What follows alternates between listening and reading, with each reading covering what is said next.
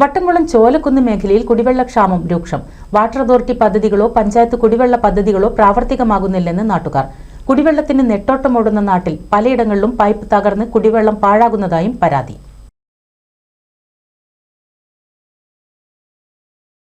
വട്ടംകുളം ഗ്രാമപഞ്ചായത്തിലെ ചോലക്കുന്ന് മേഖലയിൽ കുടിവെള്ളത്തിനായി നാട്ടുകാർ നെട്ടോട്ടമോടുമ്പോൾ പഞ്ചായത്തിന്റെ പലയിടങ്ങളിലും പൈപ്പ് തകർന്ന് കുടിവെള്ളം പാഴാകുന്നതായി പരാതി.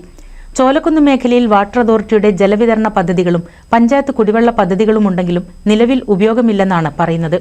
വിഷു ആഘോഷ സമയത്താണ് പൈപ്പിലൂടെ ഒടുവിൽ ഇവിടെ വെള്ളം എത്തുന്നത്. പിന്നെ വെള്ളം വന്നിട്ടില്ല.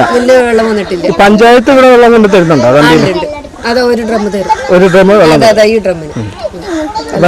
വേറെ ഇവിടെ വെള്ളത്തിന്റെ സോഴ്സുകൾ വേറെ ഒന്നുമില്ല. ഈ കിണറുണ്ട്, പഞ്ചായത്ത് കിണറുണ്ട്.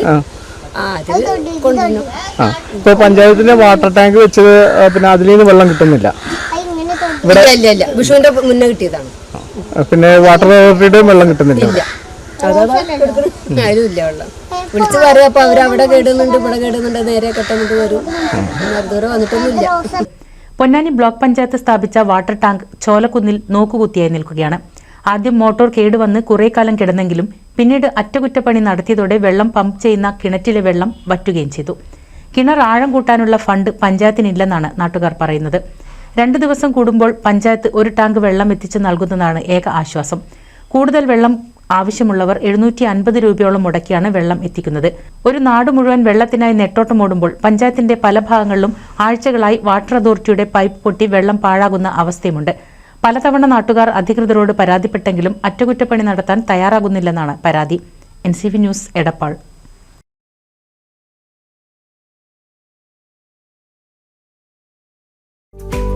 കേരളത്തിലെ number 1 broadband cable TV network കമ്പനിയായ കേരള വിഷൻ ഇന്ന് ഇന്ത്യയിലെ ആദ്യ 10 ബ്രോഡ്ബാൻഡ് കേബിൾ TV സേവനദാതാക്കളുടെ പട്ടികയിൽ ഇടം നേടിയിരിക്കുന്നു. Vision success. ആഘോഷിക്കാം ഈ അഭിമാന നേട്ടം.